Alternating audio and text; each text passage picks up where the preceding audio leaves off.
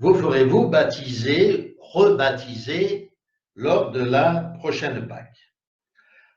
La fête de Pâques, en effet, est la fête la plus riche, la plus remplie de symbolisme. Si Noël n'a pas été ou n'a été fêté qu'à partir du IVe siècle, la Pâque le fut dès l'origine du peuple hébreu, comme nous venons de le voir.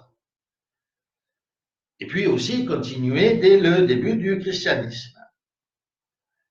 Donc, nous allons regarder ensemble ce que symbolise cette Pâque, ce qu'elle signifie, et pourquoi il est bon de se faire baptiser un jour de Pâques. Alors, premièrement, le terme Pâques signifie passage. Le mot hébreu est phas. Phas qui signifie, comme nous venons de le dire, passage. La première Pâque fut célébrée juste, comme nous l'avons lu précédemment, juste avant le passage de la mer Rouge et avant l'entrée en terre promise. De la même manière, vous savez que avant d'entrer littéralement en terre promise, c'est-à-dire 40 ans plus tard, eut lieu une seconde Pâque, juste avant de rentrer à nouveau en terre promise, avant de traverser le Jourdain. Par deux fois donc, c'est avant d'entrer en terre promise qu'est célébrée la Pâque, et Pâque qui, comme nous venons de le dire, signifie passage. Passage non seulement à travers le Jourdain, non seulement à travers la mer Rouge, mais passage d'un mode de vie à un autre mode de vie. La première fois, la sortie d'Égypte, donc de la sortie d'Égypte, avant l'entrée dans l'espérance de ce nouveau monde. La deuxième fois, la sortie du Jourdain pour entrer littéralement dans la terre promise. C'est donc le passage d'un ancien monde au nouveau monde. Deuxièmement, Pâques se situe à la première pleine lune de l'équinoxe de printemps. C'est donc le printemps. C'est la nouvelle première lune, la première lune de la vie à nouveau. C'est le printemps, c'est le moment où tout reverdit, tout revient à la vie, après l'hiver. La lumière, le renouveau de la végétation, les beaux jours. Pâques est donc le symbolisme de cette nouvelle création que nous attendons. Le nouveau printemps de cette vie à venir. Le renouvellement de toutes choses sous les cieux. La Pâque est donc le pendant du chapitre 1er de la Genèse, lorsqu'il est dit que la lumière soit. Le rituel de Pâques reprend tous les derniers moments de la mort de Christ jusqu'à sa résurrection, tout comme la Pâque juive annonçait la venue et la mort de Jésus pour le salut de nos âmes, et tout comme les derniers moments de la vie de Christ, qui est la réalité qui avait été montrée par cette Pâque d'autrefois, et lui-même l'image de réalité cosmique encore plus grande. C'est le symbolisme, donc, nous le comprenons, de la nouvelle naissance. Comme le baptême d'eau est le symbolisme de la nouvelle naissance. Car Jésus nous a rappelé, disait que nul ne pouvait accéder au ciel s'il n'était pas né de nouveau. Pâques, c'est donc le passage de la mort à la vie. C'est en quelque sorte, là encore, ou le symbolisme de cette nouvelle naissance. Jésus-Christ est la lumière du monde, le soleil levant, et l'Église, qui est la pleine lune, représentée par la pleine lune, est la mère de l'humanité. Le Christ en est le créateur, la lumière, le soleil, la lune, le reflet de ce soleil. Le Christ est le créateur du monde nouveau, le régénérateur de toute la création. L'eau du baptême sur laquelle descend le Saint-Esprit redonne donc la vie à l'humanité, humanité bien sûr par l'intermédiaire des disciples ou représentée par les disciples, eux-mêmes représentés par les poissons que le Christ envoie chercher pour leur donner la vie dans cette eau renouvelée. La mer, c'est ce monde qui est en effervescence et de qui va sortir cette vie nouvelle. Troisièmement, la Pâque, c'est le repas spirituel, c'est la communion. La communion qui est prise en union avec notre Christ et en union avec les apôtres.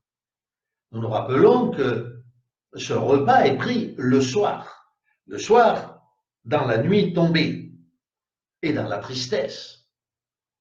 Mais c'est au petit matin que le Christ est ressuscité, c'est au petit matin que nous prendrons avec le Christ et les apôtres ce repas de noces qui est en fait le repas terminé de cette Pâque.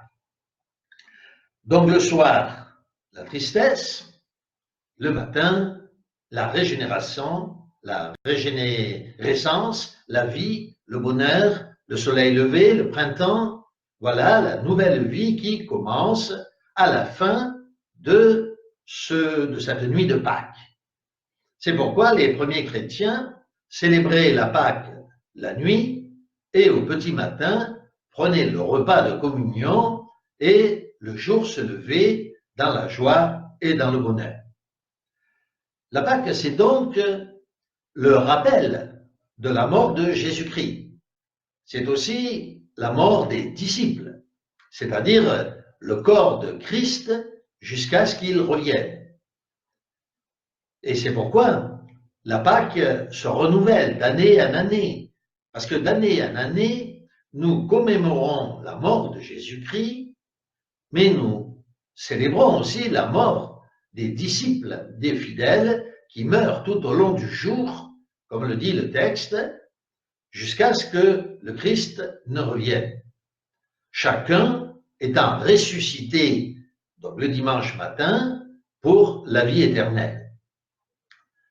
Les disciples et les chrétiens que nous sommes sont donc, par cette Pâque, morts quant à ce monde et ressuscités quant à l'esprit. La Pâque des premiers chrétiens était une nuit de prière et une nuit de prière dans l'éveil. Il était nécessaire de ne pas dormir cette nuit-là. Tous attendaient en quelque sorte le chant du coq au petit matin, avec l'assurance que nul ne trahirait l'espérance dans le témoignage courageux de notre Seigneur Jésus-Christ.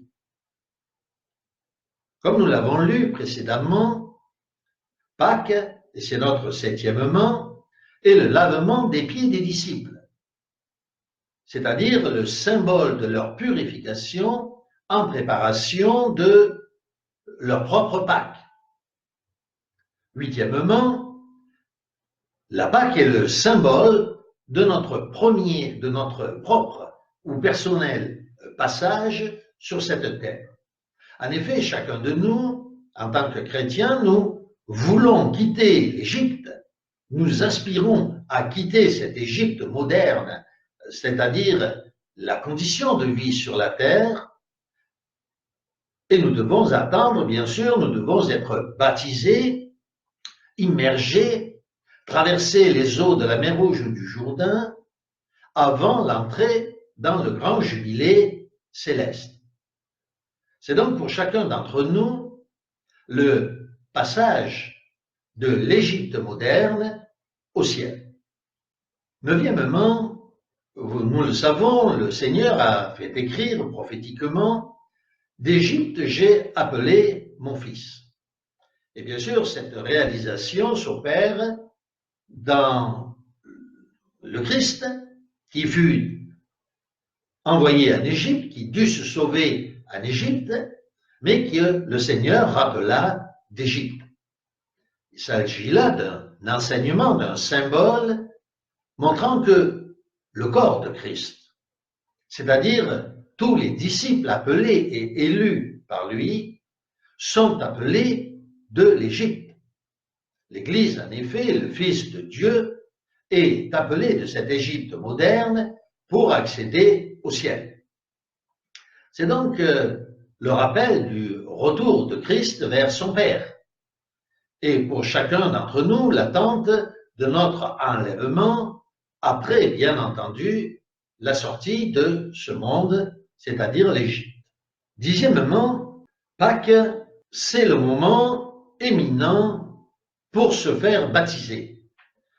En effet, comme nous venons de le dire, la Pâque ressemble comme deux gouttes d'eau au baptême du chrétien.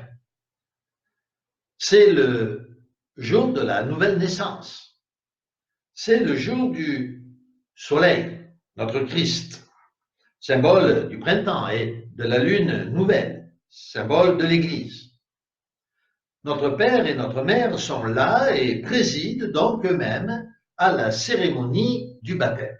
La Pâque, en fait, est un baptême collectif du peuple chrétien, alors que le baptême est un symbole individuel de ce renouveau, de cette nouvelle naissance. Le nouveau baptisé est donc baptisé d'eau et d'esprit. C'est pourquoi il est si important de se faire baptiser ce jour de Pâques. En effet, lorsque nous nous faisons baptiser, nous entrons nous aussi dans l'eau, dont nous avons vu le symbolisme précédemment, nouvelle naissance, renouveau de la vie, régénération de la création par notre Seigneur Jésus-Christ.